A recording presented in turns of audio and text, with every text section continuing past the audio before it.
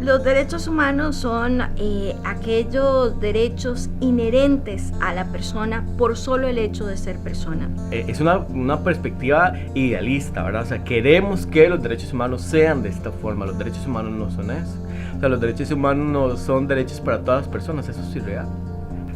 Los derechos humanos son condiciones que se le deben de dar y garantizar a cualquier persona independientemente de cualquier cosa.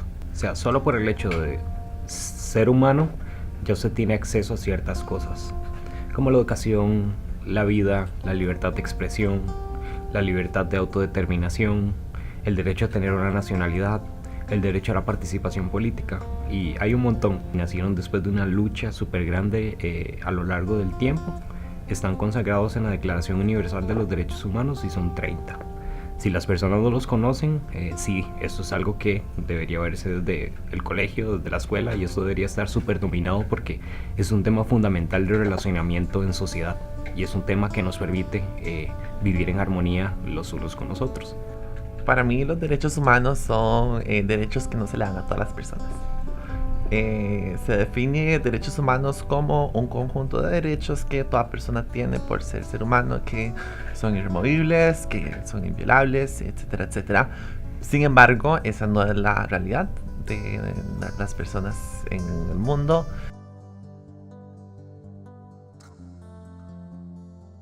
No, tienen que ser los mismos porque estamos hablando de un principio de no discriminación y de igualdad. Y esa es la lucha. Digamos, los derechos humanos son para todas las personas solamente por el hecho de ser una persona, ¿verdad?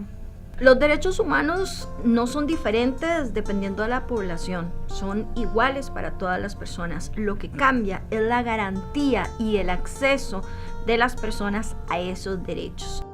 Sí, eso es lo que yo veo, que los derechos humanos son iguales para todos. Y entonces está el derecho a la libertad, el derecho a la libre posesión de las cosas, al derecho de la herencia. Los mismos derechos que hay en una sociedad para unas personas tienen que ser para todos y todas. Y entonces, eso es lo que yo digo, la igualdad. La principal forma en que yo defino el derecho humano es la igualdad.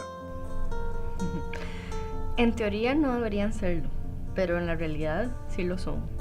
Los derechos humanos no son diferentes. O sea, los derechos humanos son los derechos humanos. Lo que es diferente es el acceso que tenemos a esos derechos.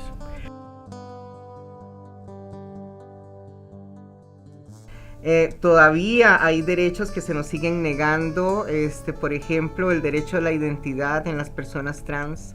No es lo mismo que por una buena voluntad del registro civil, por ejemplo, tengamos un conocido como y una foto que refleje nuestra expresión de género, porque ninguna de esas dos cosas son figuras legales. No podemos cambiar un cheque, no podemos votar, no podemos hacer ningún trámite legal con una foto o con un conocido como. El derecho a la igualdad y la no discriminación, que es básicamente lo que se debería aplicar a todo, ¿verdad? Creo que una de las principales deudas en materia de salud, sobre todo, es, por ejemplo, charlas, no sé, informativas o que tengan que ver con salud sexual de chicas lesbianas. Las malísimas, mal llamadas violaciones correctivas, que yo les llamo violaciones, no son correctivas, a mí no me tienen que corregir nada. Pero por ejemplo, ese tipo de violencia sexual, ¿cómo tengo yo tan claro que hay una motivación por ser lesbiana? Porque eso es parte de los mitos y de los prejuicios que la gente carga, ¿verdad? Entonces una mujer es lesbiana porque no ha tenido un buen hombre. Por ejemplo, a las chicas lesbianas en muchos países todavía se sigue haciendo como estas violaciones correctivas. De eso no se habla.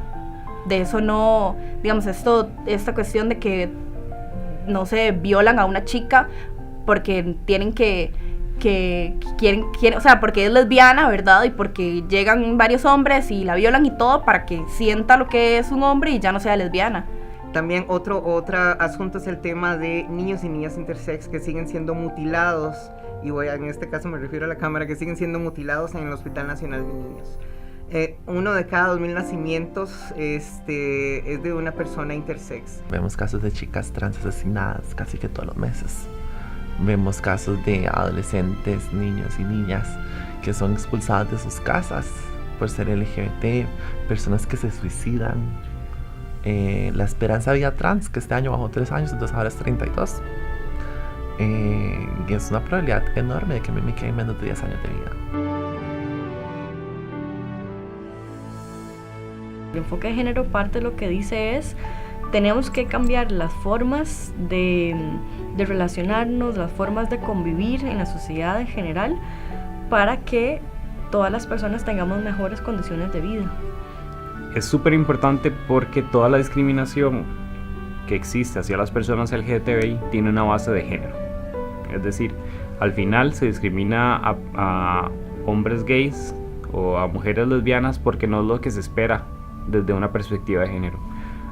Como he mencionado a lo largo de la entrevista, tenemos estas 2 cajitas, masculino, hombre, femenino, mujer, y ambas están llenas con una serie de características. En la cajita del hombre está ser heterosexual, en la cajita de la mujer también está ser heterosexual. Si una persona hace algo diferente a lo que la cultura y la sociedad espera, se lo va a discriminar. Y por eso es que la lucha por los derechos de las personas LGTBI tiene que necesariamente pasar por un tema de género. Sencillo, porque se nos violenta por género. Se me violenta porque yo me expreso como mujer, entonces como mujer no tengo validez. Yo dejo de ser humano, dejo de ser persona, dejo de tener sentimientos, se me quita mi humanidad. Cuando yo estoy hablando, cuando doy una charla, me gusta empezar por decir que yo soy hija, hermana, sobrina, prima, que soy activista, que hablo 3 idiomas, que estoy desempleada, que me gusta cantar, y de último digo que soy trans, porque el momento que yo empiezo a decir que yo soy trans, la gente va a ver eso como lo más importante, y el resto que yo diga no es válido.